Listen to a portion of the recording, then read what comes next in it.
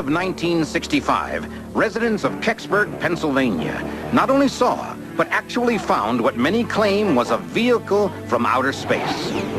The object was clearly seen not just falling, but appearing to land in the woods nearby.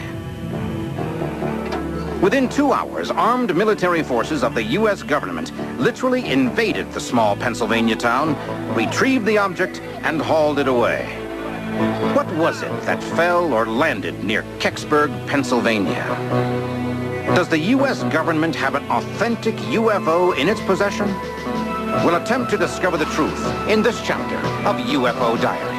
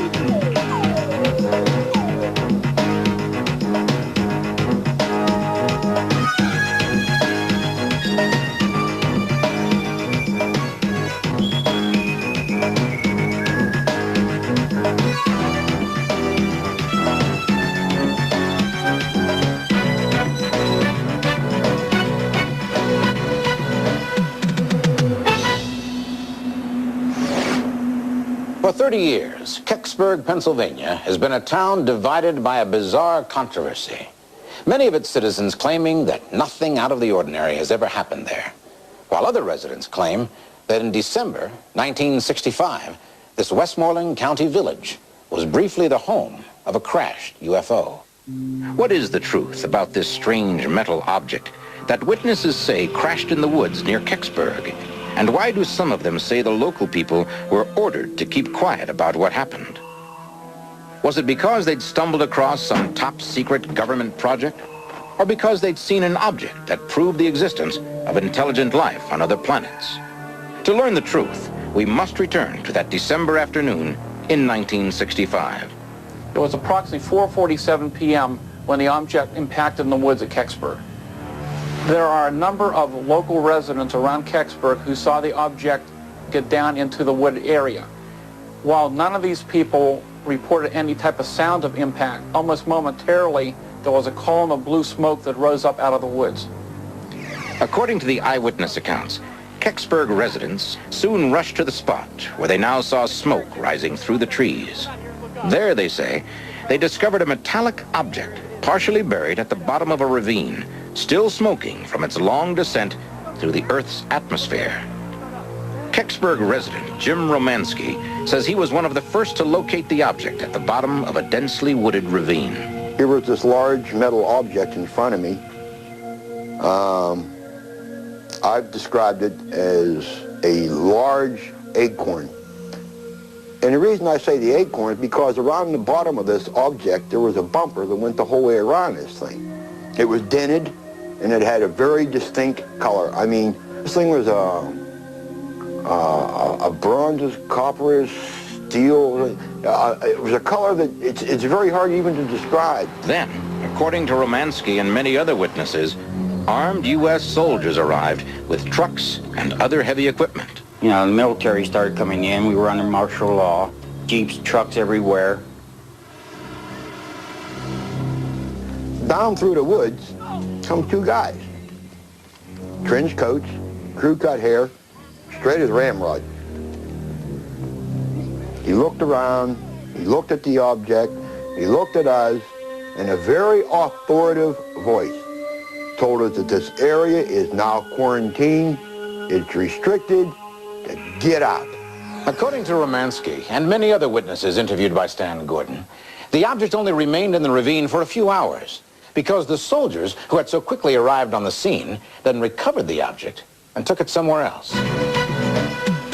This big flatbed truck, tractor trailer, okay, two-piece job. And on the back of it, it either had either a tow motor, that's one of those things you lift things with, or a front loader.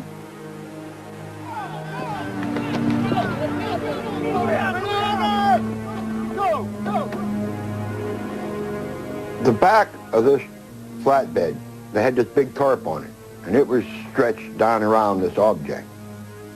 And it had the same outline. In fact, I know I could see the bumper under this tarp because you could see the shape of this thing. The tarp was pulled so tight that you could see the shape. And I knew in my mind that was what they brought down off that mountain, the object. Military truck with a flatbed trailer with the object on it departed late that evening from Kecksburg. And from information we now have, the truck continued on and it went to Lockbourne Air Force Base in Columbus, Ohio, where it stayed over for a short period of time. From there, it went over to Wright-Patterson Air Force Base in Dayton, Ohio. It seems very likely that our government had tracked the object and they had notified the quick response recovery teams that are involved in this type of operation. But since the object was apparently taken away, never to be seen again, it might seem that as far as the residents of Kecksburg were concerned, the incident was over. But according to a number of the eyewitnesses, the most terrifying aspect of their encounter with a UFO had really only just begun. John Murphy, who was the news director of WHJB, felt that the story concerning the object at Kecksburg was of great importance. So he did a lot of investigation on the case and interviewed a number of witnesses who had been involved or had knowledge about the incident. What exactly did you see? Well, I saw there was an object falling and it was burning. Is that exactly what you saw? Yeah, it was in the shape of an acorn. It was falling from the sky on fire, and it came down very smoothly and then landed in the woods. And it had some sort of writing of some sort. I couldn't figure out what it was saying. Writing. Are you sure it wasn't like Japanese writing or something? No. Or Chinese? Nothing I've ever seen. Nothing. Very different. Are you sure this is, you're saying it's a spaceship now, not anything that... Yeah, it was Absolutely. It was very bright. Absolutely. So what is the situation here on the home front around here with all the soldiers? The alien ship. We don't know what's happening, so it's very frightening. According to the witness account, something seems to have badly frightened a good many of those who had seen the unidentified flying object and who had witnessed its recovery by the military. This is John Murphy. We're going to cut for a quick commercial break.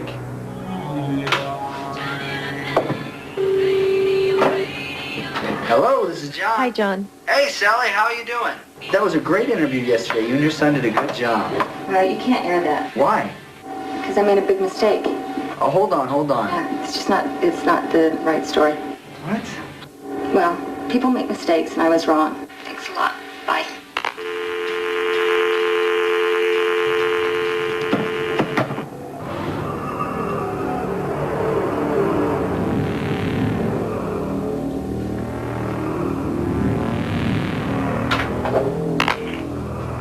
And we're back. It seems as though something must have occurred between the time of the interview with John Murphy and the time that the radio special was to be aired, because of the fact that these people were willing to be interviewed and then suddenly they decided they didn't want their name or any information aired with this report. Why? What happened to cause the witnesses to refuse to make their testimony public after they'd been so willing only hours before? I think these people knew that something had come down, and the military presence was so strong that night that a lot of people who the military knew, seen something or lived real close to it, was either told to be quiet or were bought out or something. You guys listen up. What you saw out there in that field, it was nothing. Erase it from your memory, okay? Don't tell your mom, don't tell your dad, don't tell anyone. You got it? The government does have an official policy on UFOs. They are not vehicles from any other planet. But they do know that some UFO sightings actually are piloted by alien life forms. What are you doing? What are you doing? This is our town. So one likely explanation for the behavior of the military at Kecksburg is that they knew they were dealing with a spaceship. But is there any way to prove that the object in the woods really was something not made by human hands? More remarkable clues to the true nature of the Kecksburg object when UFO Diaries returns.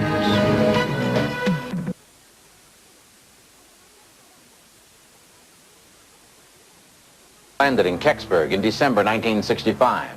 Is it possible that we are in fact on a wild goose chase? pursuing the truth about an event that never really happened?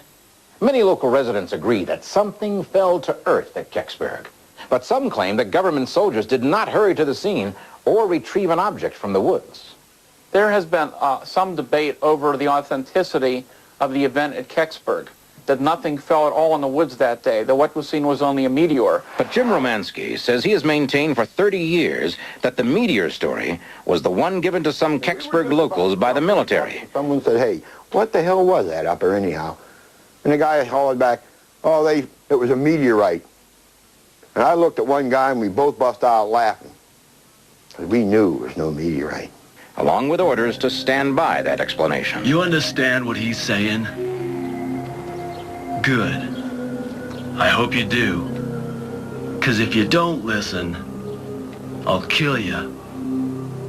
With a 30-year-old debate dividing those who were in Kecksburg at the time, is there any way for us to really know the truth about the object that landed in 1965? After all, we don't have the object to examine.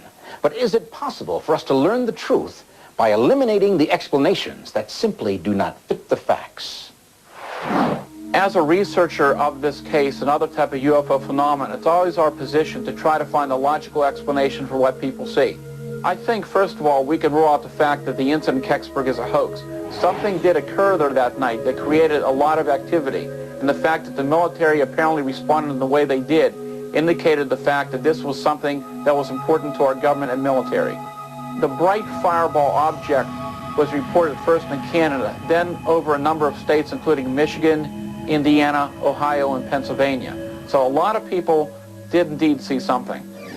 But does the sighting of a falling, flaming UFO prove that it was some kind of manufactured object? Or might it not simply have just been a meteor? Meteors are pieces of rock and other debris that burn up by friction in the Earth's atmosphere, and normally moving at a very high rate of speed, thousands of miles per hour. It seems that whatever the object was here, it made several different turns, unlike that of a meteor, which would normally move on a straight path. Those people who observed the object before it impacted indicate the fact that this object was moving very, very slow, almost gliding in, and indicated the fact that even some of the flames around the object could easily be seen individually. A flaming object that made a controlled landing, a metallic shape without joints or seams, strange markings, unlike anything on Earth, the rapid military deployment. If all these clues are based on fact, do they indeed add up to describe a vehicle from another world? There are a number of witnesses from around the Kecksburg area that indicate the fact that the military began to arrive in the area probably within about a couple of hours after the impact. The military apparently did not all arrive at the same time, but they periodically began to come into the area, indicating that they may have arrived from different locations. It's highly unlikely that military personnel would quickly respond to report of a meteorite. This is something that would commonly be done by civilian scientists. But according to Jim Romansky, the military not only arrived quickly, but immediately took over a central building for their own purposes. And as we approached the fire hall, I mean, man, you'd have thought there was an invasion going on. I mean, there were jeeps and cars and trucks parked all over the place, all military, okay? And there were uniforms everywhere. And as we tried to approach the door to go back into the fire hall, there was 2 armed sentries or guards, whatever you want to call them, standing there. And they refused us to go in that fire hall. In fact, one of our guys asked to go in to go to the bathroom. And they said, see the weeds over there? Go. It reminded me of some of the war pictures I've seen where these people, military people, come in and declare martial law.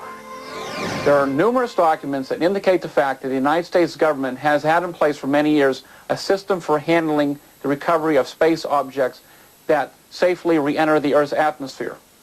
It is very likely that the specialized recovery teams would only have responded if there was something of great importance to the military. This would have been most likely, 1, some type of foreign space device that had landed on our territory and they would like to have studied, or 2, that this may have been something more unusual, such as a possibility of an extraterrestrial spacecraft. What is the official U.S. military answer to all of this? Do they say that the object recovered at Kecksburg is some top-secret spy satellite that accidentally dropped out of orbit? Or do they admit the possibility that it might be something not of this Earth? Stan Gordon tells of his quest for the answer to that question from the files of the Air Force's 662nd Radar Squadron. There are indeed records that indicate the fact that there are specially trained intelligence team military personnel that are on call to quickly respond to crashes of space objects that survive re-entry of the Earth's atmosphere. The 662nd Radar Squadron was assigned as a NORAD surveillance site, and Air Force documents verify the fact that at least a few personnel of that squadron were directly involved in the investigation at Kecksburg that night. However, when we look at the historical records for December of that squadron, there's no entry whatsoever of any activity on that day. That leads us to believe that this mission was classified and the paperwork went up the ladder somewhere else. The question is, why, after so many years, is our government still not telling us all the facts it knows about the Kecksburg incident? What is so secret about what they found at that location that even today they refuse to comment about the incident? It is not disputed that the military gathered up and hauled something away. But what was it? The mystery would take on a new and more surprising twist when reports of a secret Russian satellite suddenly began to surface. Could the episode at Kecksburg be fallout from a failed Russian space launch? More astonishing developments in the mystery of the Kecksburg incident when UFO Diaries returns. For the object that crashed at Kecksburg. Either it was part of a top-secret American or Soviet satellite project, or it was some sort of vehicle from another world. Remember that by 1965, both the United States and the Soviet Union had the capability of putting nuclear weapons in orbit, and each was desperate to learn about the technology of the other. These rockets had segments that were jettisoned in flight and that fell back toward the Earth, presumably to burn up on re-entry. This practice has continued to the present day, and we now know that sometimes large parts of these space vehicles do not burn up entirely. Occasionally, a rather large fragment will actually reach the ground intact. There has been a treaty on the books for many years that if something of foreign origin would fall on our soil, we would recover it and give it back to the launching country. Remember that the American military would have been very interested in recovering a Soviet probe such as Cosmos 96. It would have told a great deal about Russian technology at that time, particularly if there was any reason to believe that the object was part of a Soviet weapons system equipped with nuclear missiles. But it may be now that after so many years, and the fact that both governments now are on a much more cordial level, the fact that they would rather just overlook the incident and forget about what happened so many years ago. Could the Kecksburg object have been a Soviet missile system, even a nuclear weapon, that accidentally fell to Earth? Weapon-bearing satellite systems are not designed to make soft landings. If indeed the object that came down in Kecksburg that day was a part of such a weapon system, it first of all would not have made a soft landing, and secondly, most likely there would have been massive destruction in that area. Cosmos 96 was launched on November 23, 1965, but its booster failed on the same morning of the Kecksburg incident, and that occurred in Canada. There are indeed some similarities to the shape of the two objects in question. There was a tiny bit of resemblance, but that's where it stopped. Was the Kecksburg UFO a failed Soviet Venus probe? If so, does this also explain the strange hieroglyphics seen on the object by more than one witness? I mean, it was like circles and stars and dashes and all kind of markings on it. Writing, are you sure it wasn't like Japanese writing or something? No. Or Chinese? Nothing I've ever seen. Nothing. The external markings or identification markings that we have seen on many of the Soviet probes at the time would look very unusual to people who are not familiar with the Russian language or the type of lettering. And in fact, if the object had re-entered the Earth's atmosphere, there could have been some scarring and burning, and they could have looked somewhat distorted from the re-entry. My dad is originally from Kiev. And I went to him one time and I said, Dad, I says, you could read and write Polish and Russian. He says, yeah. I said, write me something in both dialects. He said, what? I said, just write me anything. The Polish and Russian writing that I see doesn't come nowhere near it. And yet the simple fact that Cosmos 96 did fall to Earth on the very same day as the Kecksburg incident is still sufficient evidence for many people to believe that they were one and the same. Then again, according to Stan Gordon, perhaps we shouldn't make up our minds just yet. We have to look at the possibility that, one, that the object in question may have been man-made, possibly Soviet in origin. I mean, the Venus probe, you had seams, you had pieces sticking out, you know, it was that quick that I could look at the picture and say, it wasn't it. Because I've been a machinist for almost 30 years now. And I've cut a lot of metal. And I've never run into it again, never. The object that crashed in the woods at Kecksburg, Pennsylvania, has been the source of controversy and speculation for 3 decades. But are we at last approaching an explanation? There do seem to be many reasons to believe that the fallen Russian space probe, Cosmos 96, was the object seen by so many on that December day in 1965. Particularly since we know that Cosmos 96 did crash on Earth on that day. But we must still consider several other important facts about Cosmos 96. The Cosmos Venus probe may have been a lot smaller than what people described at the site of Kecksburg that day. This appeared to be a one-piece structured object. They didn't see any rivets or bolts or seams on it. And in fact, they mentioned no type of external apparatus for sensing different types of information, which is very apparent on many of the Soviet space probes. Documents from both the U.S. Space Command and the Naval Surveillance Center verify the fact that Cosmos 96 did re-enter the Earth's atmosphere at about 3:18 in the morning in Canada. And yet, without the object itself, there can be no final proof. Is it possible that it still might be held in some military storage facility? And if so, where? We've already learned of one attempt to trace the object's recovery, and how that search led to a dead end. The Russian embassy indicated the fact that they had no knowledge that Cosmos 96 or any other Soviet device had crashed in Pennsylvania on December 9th, 1965. Information obtained from the United States government indicates the fact that we had no re-entry of any American space debris or any type of weapon systems that could account for the crash at Kecksburg on that day. The official document obtained from the U.S. Air Force's Project Blue Book, which was their UFO investigation program, stated that the object which was involved with the Kecksburg incident was a meteor that had been observed over a large area. All I can say about that is the people that are saying this are lying. When we look at all the explanations for what we have concerning the Kecksburg incident, I believe we can roll out a hoax, we can roll out the incident involving an airplane crash, so we have to look at what possibilities still exist. Oh, I think it was a UFO. And our most likely explanations would be that we're dealing with either a man-made space probe. Like nothing we've ever seen in this room. So you're Very saying different. definitely this is an alien ship. Yeah. Yes. Oh yeah, definitely. From someplace other than here. If we can eliminate those possibilities, and we have to deal with the fact that we might be dealing with an actual extraterrestrial spacecraft. Investigation to the incident at Kecksburg continues. And until we have more information, this is only speculation as to what the object might really be. Something did indeed fall from the sky that day in December of 1965 into the Kecksburg woods.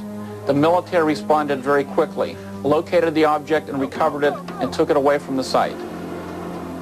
So until someone comes forward with irrefutable proof of what fell to Earth on December 9th, 1965, the incident at Kecksburg may forever remain one of the unexplained events in the UFO diaries.